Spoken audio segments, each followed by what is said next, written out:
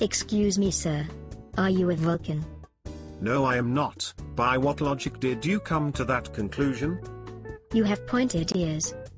I am afraid that was simply cosmetic surgery gone wrong. So you're not here to rescue two whales named George and Gracie and take them to the future to save mankind? No, I am not. So you don't have a cloaked bird of prey in Memorial Park? You don't have your chief engineer working on a whale tank? No, I do not. So why are you taking the subway? I loaned Jim my bicycle.